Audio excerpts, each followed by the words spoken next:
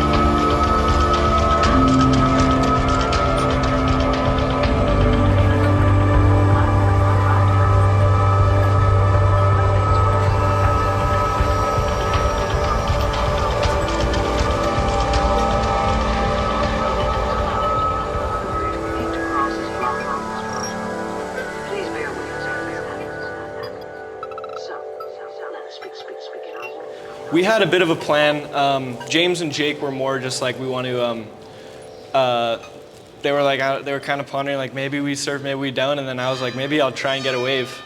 Cause I've been like just wanting to score a big swell here for a long time. And I was like, just go do a couple circles out the back and see what happens, see if we can snag one.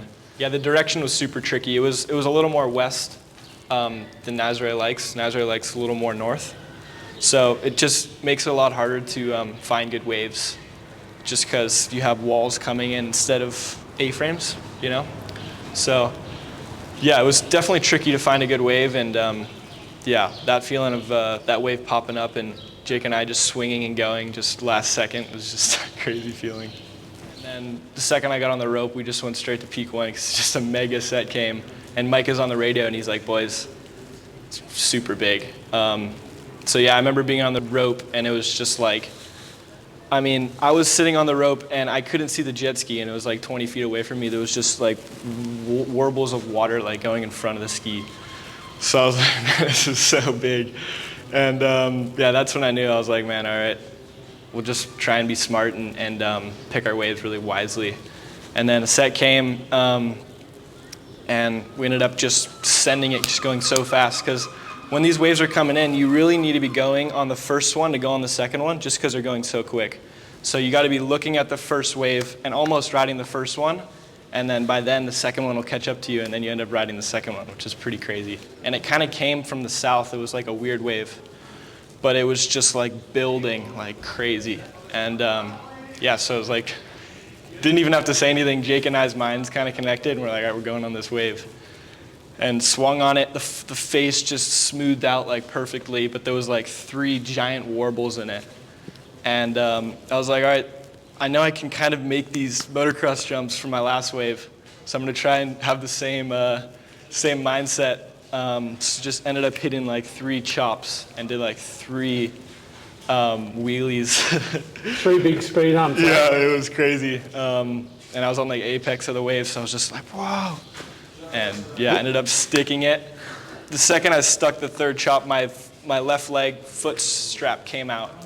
So in the video, like half the wave, I'm riding with just one foot in the strap and the other foot's like just dangling there. So I'm like kind of standing up straight, just like, whoo. But man, it was insane. And then by the end of the wave, hit like a bunch of white water. Then lost it right at the end, but made the whole wave. And it was just a crazy feeling. Fell, got sucked over, and then pulled my vest again. And just got sucked down for like 20, 25 feet. Felt all the pressure in my head, which was crazy. And then, yeah, I mean, the funny thing was when I was riding down that wave, I remember fading. And once I faded, I was like, I'm going to ride this wave the best of my ability, so I'm just going to try and fade as best as I can. And the second I did that, I looked straight, and I was literally like on the cliff. And I was like, oh boy. So yeah, it was crazy, and then ended up hitting those 3 chops, made it down to the bottom. And James ended up grabbing me after that wipeout, and we ended up going back out, and he was like, dude, that thing was 70 foot plus or something, just like, I would say biggest wave of my life for sure. I wouldn't say the gnarliest, but for sure the biggest wave of my life.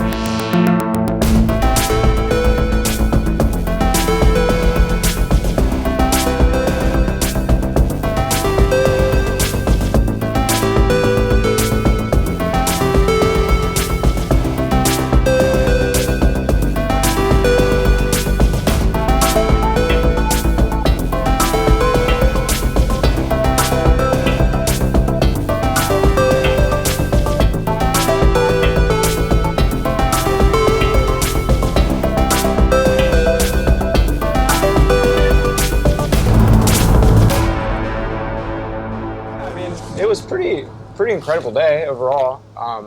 I didn't get the wave that I was looking for, and I don't think anyone really did. But that being said, there was giant waves, the sun was out, and the conditions were pretty decent early on. So, How big were you calling it?